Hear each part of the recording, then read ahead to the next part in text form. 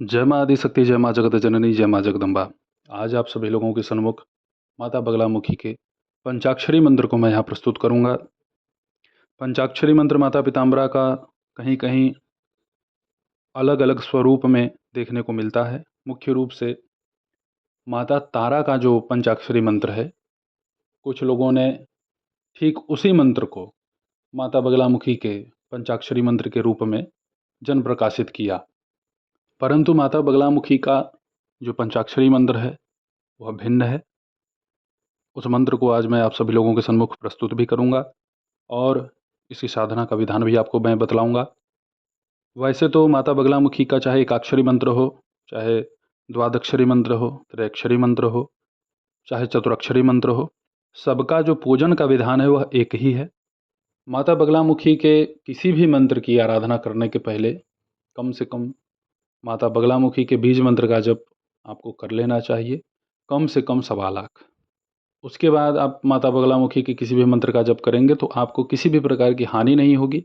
साधना में माता के जो भिन्न भिन्न उनकी सहचरी शक्तियाँ हैं, जो उनके गण हैं, जो उनके दूत हैं, जो उनकी योगिनियाँ हैं, वह आपकी कठिन परीक्षाएं नहीं लेती।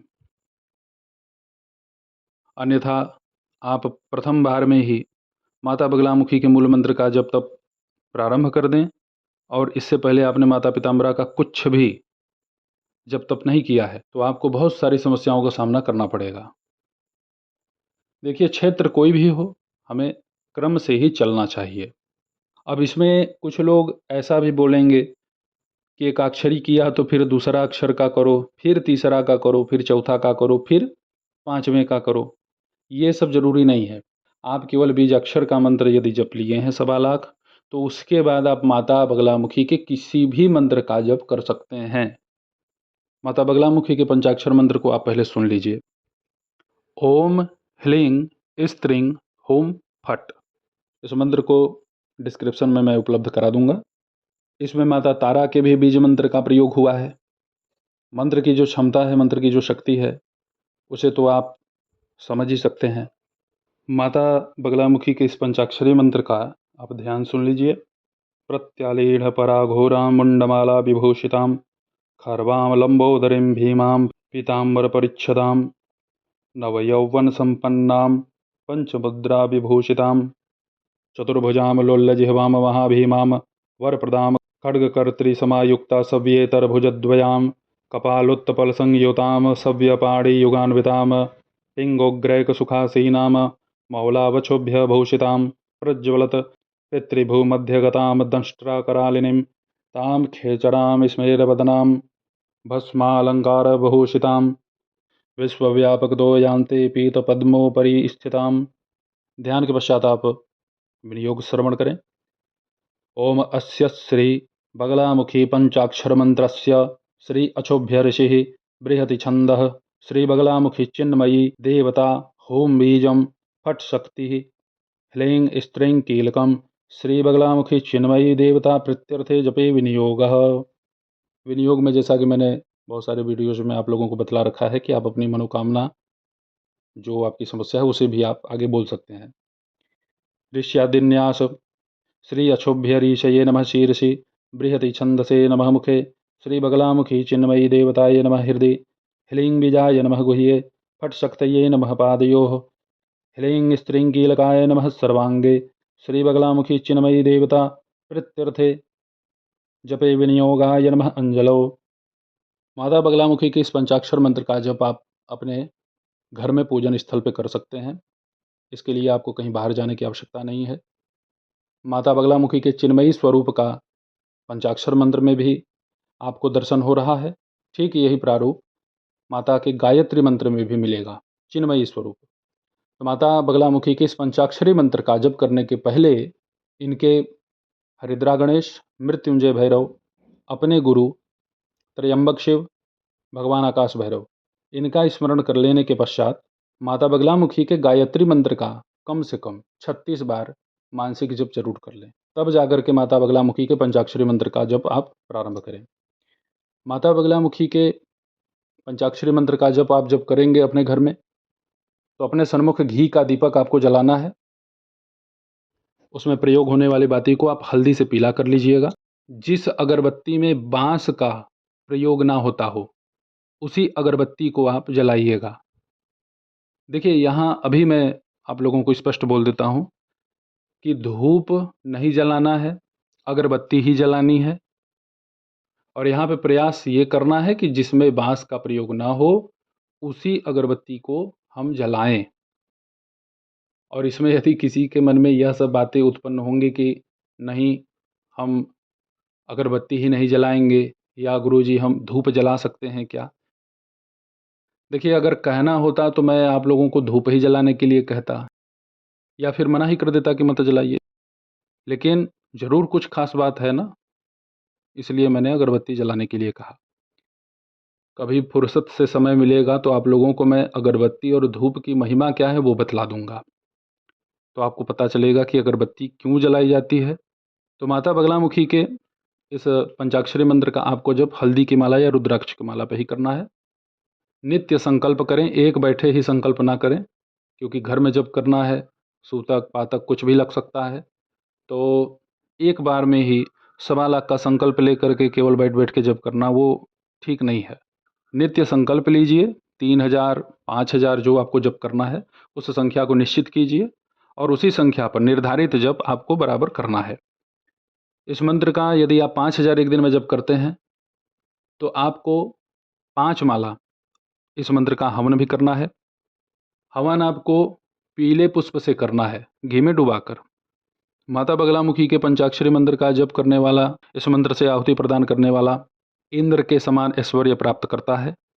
जो भी उसकी मनोकामना है वह माता रानी अवश्य पूर्ण करती हैं। उसके घर में, उसके आने वाली पीढ़ियों में कभी भी किसी भी प्रकार का कोई अकाल मृत्यु, किसी भी प्रकार की दरिद्रता होती ही नहीं है। माता बगलामुखी के इस पंचाक्षरी मंत्र का अवश्य ही आप सब जप कीजिएगा। जो लोग बीज अक्षर की साधना कर लिए हैं या माता बगलामुखी के गायत्री मंत्र का भी जप कर लिए हैं, वो सहजता से निःसंकोच इस मंत्र का जप कर सकते हैं।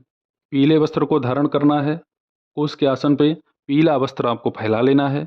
माता बगलामुखी का एक चित्र आपके सम्मुख होना चाहिए, जो कि लकड़ी के आसन पे, या आप कोई भी आसन प्रयोग कर रहे हैं या फिर आप सीधे किसी दीवार की ही अलमारियों में माता को अगर स्थापित कर रखे हैं तो उनके नीचे पीले वर्ण का आसन अवश्य फैला दीजिएगा, तभी माता के विग्रह को उस पर स्थापित कीजिएगा। माता को नित्य किशमिश का या जो आपकी सामर्थ्य है उसके अनुसार भोग अवश्य लगाइएगा। माता की जितनी ही निष्ठा से, जितनी ही समर्पित भाव से आप सेवा करेंगे उतना ही विशेष लाभ, उतना ही विशेष ऊर्जा, शक्ति, सिद्धि, कृपा, दया आपको प्राप्त होगा माता पिताम्बरा का। बड़े से बड़े लोगों का तंत्र मंत्र तो माता रानी वैसे ही विफल कर देंगी। पंचाक्षर मंत्र में बहुत अत्यधिक ऊर्जा है। पंचाक्षर मंत्र में माता तारा भी विराजमान है। तो ये कहीं ना कहीं आपके लिए विद्वेषण, स्तंभन, आकर्षण, मारण, उच्चाटन, इन सभी कर्मों को तो यह मंत्र सहज ही सिद्ध कर देगा। महाशक्तियों की एक बड़ी ही खास विशेषता है अपनी, इनसे जिन चीज को आप मांगोगे नहीं देंगे। बिल्कुल सत्य कह रहा हूं। इनसे यदि आप अपनी समस्या का समाधान चाहते हैं, आप कहिए कि हे माँ, मुझे कुछ पैसे चाहिए, मेरी नौकरी लग जाए, सुनेंगी, मुस्कुराएंगी, लेकिन आपका वो कार्य नहीं करेंगी।